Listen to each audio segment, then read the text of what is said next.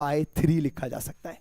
हाँ जी, क्लियर है जी, बिल्कुल बताए थे, सारे आंसर्स बताए थे। अब इसी में मान लीजिए स्क्वायर प्लेट आ गई, तो स्क्वायर प्लेट में क्या करना है, स्क्वायर प्लेट में आपको एल और बी सेम कर देना है। एल और बी सेम करके लिख देना है ए, क्योंकि साइड लेंथ ए होती है, तो ए स्क्वायर प्लस ए स्क्वायर हो जाएगा 2a²। यही आंसर हो जाएगा ma²/6। और ma²/6 से याद आया कि कुछ रेक्टेंगुलर का भी आंसर बताया था, ओ ट्राइंगुलर का भी आंसर बताया था। और ट्राइंगुलर में अगर h हाइट ट्राइंगल है जिसका मास m है, तो इसका भी इनर्शिया अगर h हाइट है किसी भी बेस के अबाउट, ये किसके अबाउट घुमा रहे हैं इसको, बेस के अबाउट, किसी भी बेस के अबाउट अगर घुमाओगे तो इसका आंसर आता है mh², जो भी हाइट है, बाय 6, mh²/6। और बेटा आइसक्रीम खाइए नहीं खाइए, अरे पूरी कोन वाली जिसमें अच्छे से कोन भरा हुआ होता है, तो अगर कोन भरा हुआ है दैट इज सॉलिड कोन, तो इसका आंसर 3/10 mr²। सर धुआं कर दिया आपने, अरे मैंने धुआं नहीं किया, मैं तो कह रहा हूं कि तुमको ये आंसर्स याद होने चाहिए। अगर ये आंसर्स याद होंगे ना तो आज का सेशन बहुत अच्छे से समझ में आएगा, क्योंकि हमें इन आंसर्स की जरूरत पड़ेगी। आप एक आंसर रटा हुआ रखोगे तभी मैं आपको दूसरे आंसर्स बता पाऊंगा। और रटने का एक बहुत शानदार तरीका है, मैं बच्चों को शेयर करता हूं। एक पन्ने में, बहुत पुराना तरीका, एक पन्ने में, एक पेज में, एक साफ सुथरे पेज में, A4 साइज के पेज में ये सारे डायग्राम्स बना लीजिए, उनके बगल में इसका आंसर लिख दीजिए। और सुबह उठ के जो पहली दीवार आपसे सामने आती है, जो सुबह उठ के बाथरूम की दीवार भी चलेगी, मुझे कोई दिक्कत नहीं है, जो दीवार आपके सामने रहती है उस दीवार पर चिपका दीजिए। और उस दीवार पे ब्रश करते समय या मुंह धोते समय जब आपका दिमाग पड़े, 1 मिनट में पूरे के पूरे फॉर्मूले रिवाइज कर लीजिए। और ऐसा 10 से 12 दिन करिए। 10 से 12 दिन बाद आप देखेंगे आपको ये दोबारा रटने की आवश्यकता ही नहीं है, दोबारा कॉपी खोलने की आवश्यकता ही नहीं है, पन्ना हटा दीजिए, अब वो चीज चिपका दीजिए, नया चैप्टर चल रहा है। और ऐसे करते रहिए करते रहिए करते रहिए, कीप ऑन गोइंग डूइंग, मतलब कीप डूइंग दिस, चलते रहने दो उसको।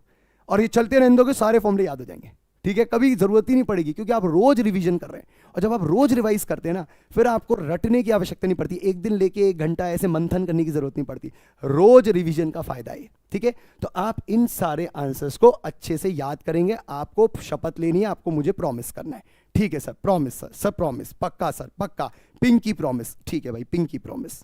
ठीक है भाई। अब अगर यहां तक की कहानी तुम्हारे दिमाग में सेट है, तो आज क्या पढ़ने आए हो, ये तो तुम पढ़ चुके हो, आज क्या करने आए हो, आज हम पढ़ने आए हैं अपने इनर्शिया में एक्सिस शिफ्टिंग थ्योरम। क्या सर, अरे एक्सिस शिफ्टिंग थ्योरम, तुमको अगर एक इनर्शिया याद है, जैसे तुम्हें डिस्क का ये वाला इनर्शिया याद है, तो आज मैं तुम्हें इसके बाजू की किसी एक्सिस का इनर्शिया कैसे निकालते हैं, या उसके और बाजू की इनर्शिया का एक्सिस का इनर्शिया कैसे निकालते हैं, वो निकालना सिखाऊंगा। अगर तुम्हें एक इनर्शिया याद है तो मैं तुम्हें किसी दूसरी एक्सिस का इनर्शिया निकालना सिखाऊंगा विदाउट इंटीग्रेशन, क्योंकि इंटीग्रेशन से तो फिर से आंसर निकले आएंगे, लेकिन विदाउट इंटीग्रेशन एक्सिस थ्योरम्स का इस्तेमाल कर करके हम एक्सिस को चेंज करना सीखेंगे। तो वहां पेपर में वो वाली एक्सिस नहीं देंगे जो तुम रट के आए हो, क्योंकि वो जानते हैं तुम रट के आए हो, तुमने बाथरूम की दीवार में चिपकाया था पन्ना, तुमको जानते हैं वो लोग, इसलिए वो तुमसे इस एक्सिस के आंसर्स नहीं पूछेंगे, वो तुमसे इसके अगल बगल की किसी एक्सिस के आंसर पूछेंगे। और अगर अगल बगल किसी एक्सिस का आंसर पूछा तो उसके इनर्शिया कैसे निकालते हैं वो हम सीखने वाले हैं। So let's start with the very first theorem. हम दो थ्योरम पढ़ने वाले, जिसमें से पहली थ्योरम का नाम है perpendicular axis theorem. Now what is perpendicular axis theorem? तो सबसे पहले आप इमेजिन करिए कि कोई प्लेनर बॉडी है। दोबारा बोलता हूं, सबसे पहले इमेजिन करिए कि कोई प्लेनर बॉडी है। प्लेनर बॉडी का मतलब इसका मास किसी प्लेन में है। तो सुबह सुबह पराठा बिल रहा है, चकले पे सारा मास है। सुबह सुबह रोटी बिल रही है, चकले पे सारा मास है, टकले पे नहीं चकले पे, चकला मतलब जिसपे वो बेला जाता है, ठीक है। तो आपको सबसे पहले महसूस करना है या फील करना है कि ये थ्योरम तभी तक लगाई जाएगी जब तक मास सारा सरफेस पे होगा, या आप ऐसा कह सकते हैं it should be a planar body. ये एक प्लेनर बॉडी होनी चाहिए, मास 2D में फैला हुआ होना चाहिए, ठीक है। तो आप देख सकते हैं मेरे बोर्ड पे सारा मास फैला हुआ है, मेरे बोर्ड पे पूरा मास फैला हुआ है। और मैंने देखो कैसा फैलाया हुआ है मास, मैंने जनरल बॉडी ले रखी है। मैंने ऐसा भी नहीं लिया कि मैं स्क्वायर पढ़ा दूं कि बच्चे को लगे कि सर ने तो स्क्वायर पढ़ा दिया। मैं स्क्वायर भी नहीं बनाया, मैंने डिस्क भी नहीं बनाई, मैंने एक जनरल बॉडी ले ली अमीबा के शेप की, अमीबा के शेप की टेढ़ी मेढ़ी बॉडी ले ली, ठीक है। अब मान लीजिए इस बॉडी का मुझे इनर्शिया लिखना है, ठीक है, किस एक्सिस के अबाउट घुमाना है मुझे। लेट्स से मुझे बॉडी को इस एक्सिस के अबाउट घुमाना है। अगर मुझे बॉडी को इस एक्सिस के अबाउट घुमाना है तो इस एक्सिस के अबाउट घुमाने के लिए लेट से ये एक्सिस का नाम है एक्स है, इस एक्सिस का नाम एक्स है और इसका जो इनर्शिया आ रहा है वो आई एक्स है। अभी मुझे पता नहीं आई एक्स क्या है, लेकिन मैं मान लेता हूं कि अगर ऐसे घुमाऊंगा बॉडी को तो ये आई एक्स इनर्शिया ऑफर करेगी।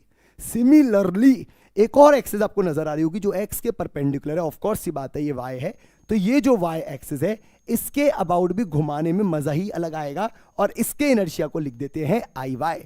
तो this inertia is I Y. तो एक इनर्शिया इस एक्सिस के अबाउट, एक इनर्शिया इस एक्सिस के अबाउट, इसके अबाउट आई एक्स और इसके about I Y. Okay sir got it. अब मैंने मान लो तुमसे कहा कि मुझको आई एक्स निकाल के दिखाओ, तो तुम कैसे निकालोगे? सर मत करवाओ ना यार, सर वो इंटीग्रेशन, अरे यार थोड़ा सा मेहनत कर लेते हैं। मान लो तुमको मैंने सच में बोला कि मुझे आई एक्स निकाल के दिखाओ, तो तुम इंटीग्रेशन की मदद से आई एक्स निकालने की कोशिश करते। कैसे? पहले एक एलिमेंट चुनते। तो चलो मैं तुम्हारी मदद करता हूं, ठीक है। ये मान लेते हैं ओरिजिन होगा 0,0 और लेट से हमने एक एलिमेंट चुन लिया, यहां पर हमने एक टुकड़ा चुना, टुकड़ा समझते हो एलिमेंट, वो एलिमेंट लेट से मास कितना है डीएम का, तो डीएम मास का एक एलिमेंट टुकड़ा सा चुन लिया छोटा सा, ठीक है। अब उसका कोऑर्डिनेट भी लिख देते हैं क्योंकि वो हवा में कहीं चुना गया है, तो लेट से ये कहीं x, y है, तो इसका कोऑर्डिनेट कितना लिख दिया मैंने बाजू में x, y। अब ओरिजिन से अगर ढंग से देखें तो ये कितना ऊंचा है और कितना सामने है, तो x, y का मतलब ये होता है ये दूरी x होगी और ये ऊंचाई y होगी, तो x आगे है y ऊंचा है। दोबारा बोलूं, x आगे है y ऊंचा है। बहुत सुंदर बात है सर, बहुत सुंदर बात है। अब मान लो मैं तुमसे कहता कि मुझको ना आई एक्स वाला इनर्शिया लिख के दिखा दो, तो तुम क्या बोलते? सर ठीक है, पीछे पड़ी गए हो तो सुन लो। सर देखो मास दिख रहा है, हाँ दिख रहा है। सर दूरी दिख रही है, हाँ दिख रही है। सर स्क्वायर कर दो, इंटीग्रेट कर दो, आंसर आ जाएगा। तो अगर मैं तुमसे बोलता मुझे आई एक्स का इनर्शिया दे दो, तो तुम आई एक्स का इनर्शिया कैसे लिखते? तुम लिखते डी आई एक्स का इंटीग्रेशन। और डी आई एक्स कैसे लिखते? छोटा इनर्शिया कैसे लिखते? तो छोटा इनर्शिया अगर एक्स के अबाउट देखें तो हम एक एलिमेंट देखते, एलिमेंट का मास है डीएम और उसकी दूरी एक्स मत लिख देना, दूरी एक्स से देखेंगे तो वाई दूरी नजर आ रही है, तो वाई का स्क्वायर। मेरी बात समझ में आ रही है? तो आपको जो एक्स से दूरी दिख रही है वो वाई है। सिमिलरली अगर मैं आपसे बोलूं मुझे आई वाई चाहिए, तो आई वाई के लिए आप क्या लिखोगे? Integration of D I Y. और डी आई वाई के लिए आप क्या लिखोगे? एलिमेंट वही होना चाहिए, एलिमेंट से फोकस मत बिगाड़ना, एलिमेंट बार बार चेंज मत करना, एलिमेंट तुम्हारा वही है होना चाहिए हमेशा। तो मैं आपको एक्सेस चेंज करने का मौका दूंगा, लेकिन एलिमेंट वही होना चाहिए। तो एलिमेंट वही रखा और दूरी बदल गई। पिछली बार यहां से दूरी देख रहे थे तो वाई थी, अब यहां से दूरी देख रहे हैं, यहां से दूरी देख रहे हैं तो कितनी दूरी आ रही है? एक्स। तो यहां से दूरी आएगी एक्स का स्क्वायर। परेशान मत हो, मैं तुमसे इंटीग्रेशन नहीं करवा रहा, बस तुमसे कह रहा हूं क्या ऐसी करना पड़ता? अगर करना पड़ता, हाँ सर करना तो ऐसी पड़ता, एक्स से देखते तो ये वाली दूरी काम आती, वाई से देखते तो ये वाली दूरी काम आती। पर मान लो मैं ना एक्स पूछ रहा हूं ना वाई पूछ रहा हूं, मैं तुमसे जेड के बारे में पूछ रहा हूं। सर ये क्या है? ये तुम्हारी आंखों में जाती हुई जेड एक्सिस, ये तुम्हारी आंखों में जाती हुई जेड एक्सिस, ये एक्सिस का आंसर बताओ। तो ये वाली एक्सिस का आंसर निकालने के लिए अब आपको यहां से एलिमेंट की दूरी देखनी होती, और अगर मेरे हाथ से एलिमेंट की दूरी देखो तो मैं अपने हाथ को बिल्कुल नहीं बिगाड़ूंगा, आप ढंग से देखो, क्या वो दूरी यही होती नीले रंग की? यस, यही दूरी होती नीले रंग की।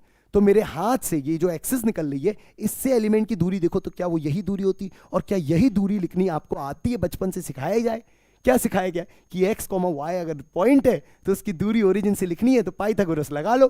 क्या लगा लो? Under root of